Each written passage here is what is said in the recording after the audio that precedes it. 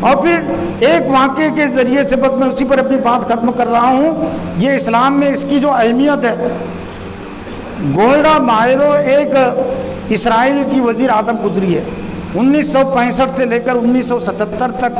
یہ 5 سال وہ اسرائیل کی وزیر اعظم تھے. ابھی 2-3 سال پہلے اس کا انتقال ہوا ہے.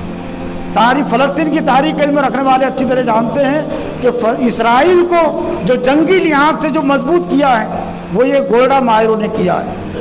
کیونکہ عورت تھی، عورت کے لیے ویسے بھی عورتیں یہود جو ہیں اپنی عورتوں کو استعمال کرتے سازش کے لیے، تو عورت بھی تھی تو سازش کرنا اس کے لیے اور بھی آسان تھا.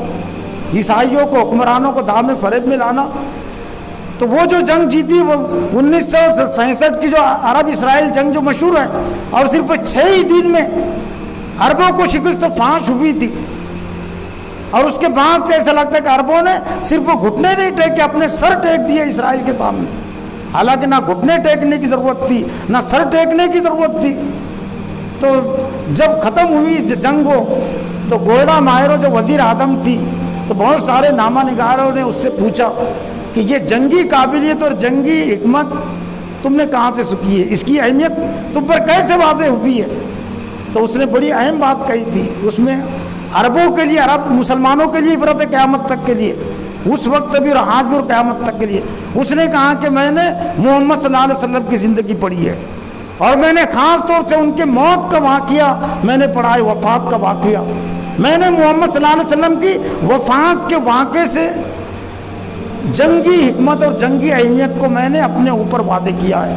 وہ یہ کہ میں نے محمد صلی اللہ علیہ وسلم کی تاریخ پڑھی ہے، سیرت پڑھی ہے کہ اللہ کے رسول محمد صلی اللہ علیہ وسلم کا جب انتقال ہوا تو گھر میں کوئی دینار نہیں تھا، کوئی درہم نہیں تھا، اور کوئی ساز و سامان نہیں تھا. لیکن عرب کی مشہور ترین، اعلیٰ ترین 9 تلواریں لٹک رہی تھی کمرے میں.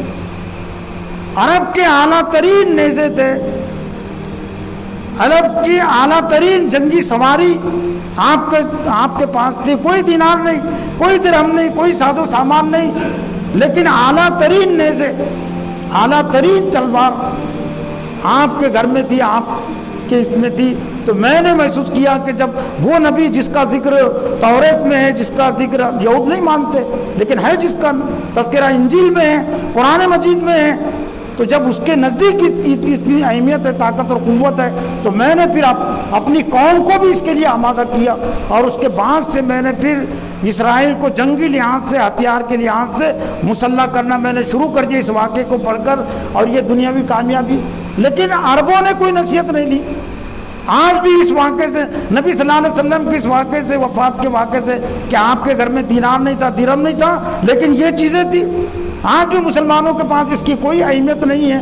تو محترم حضرات، ضرورت اس بات کی ہے کہ اللہ تعالیٰ نے جو ہمیں دین اور ایمان کی دولت عطا کی ہے، اور ہم کو اسلام نے ایمانی لحاظ سے بھی ہر وقت مضبوط رہنے کی تعلیم اور تلقین کی ہے، اور جسمانی لحاظ سے بھی مضبوط رہنے کی اور امت کو مضبوط رکھنے کی تعلیم اور تلقین کی ہے. اللہ سے دعا ہے کہ اللہ تعالیٰ مجھے بھی اور آپ کو بھی ان باتوں پر عمل کرنے کی توفیق عطا فرمائے.